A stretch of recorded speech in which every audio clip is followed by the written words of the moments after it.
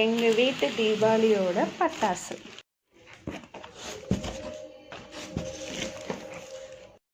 பார்த்தீங்கன்னா இது ஏதோ பப்ஸ் மாதிரி இருக்குது, ஆனால் குழந்தைங்களுக்கான பட்டாசு தான் இது. ஸோ இது வந்து மேஜிக் பட்டாசு, கம்பித்திரி. இது ஹெலிகாப்டர் போட்ட பட்டாசு. இது ஏதோ ஸ்டார் போட்டிருக்கு. எல்லாமே குழந்தைகளுக்கான பட்டாசு தாங்க இருக்குது. இது வந்து பெரிய கம்பித்திரி.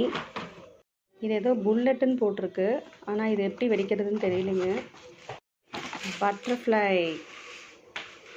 இந்த இயர் பார்த்தீங்கன்னா நல்லா புதுசாக டிசைனாக பட்டாசு வந்து லான்ச் பண்ணியிருக்காங்க. ஸோ பாம்பு பட்டாசு, கன்று பாருங்களேன். கன்னில் வந்து பட்டாசு வந்து இது எப்படி பண்ணியிருக்காங்கன்னு தெரியல. ஐ திங்க் இங்கே தான் பற்ற வைக்கணும்னு நினைக்கிறேன். 2 கன்று இருக்குது. இது வந்து ராக்கெட்லேயே சின்ன சைஸ் மாதிரி இருக்குது, ஆனால் சங்கு சக்கரை மாதிரி சுட்டுன்னு நினைக்கிறேன்.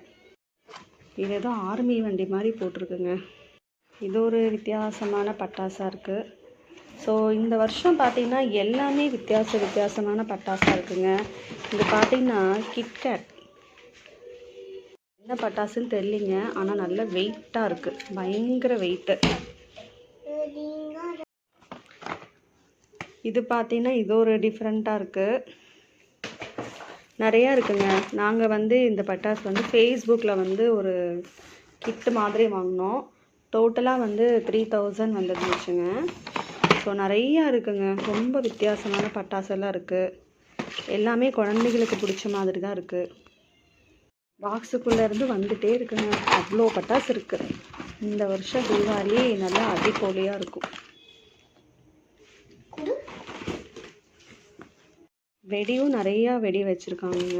அது கூட வந்து இந்த அணிகுண்டு அது எல்லாமே இருக்குது. என்னோட ஃபேவரட் பட்டாசு பாம்பு பட்டாசுங்க. சின்ன வயசுலேருந்து இந்த பட்டாசு மட்டும்தான் நான் வெடிப்பேன். ஸ்பைடர்மேனில் ஊசி பட்டாசு, இதுவும் நான் வெடிப்பேங்க, எனக்கு ரொம்ப பிடிக்கும்.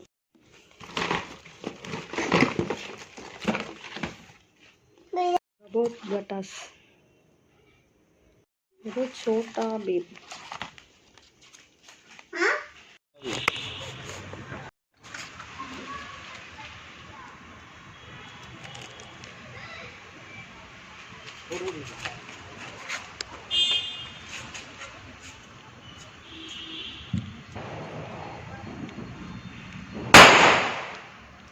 பாம்பு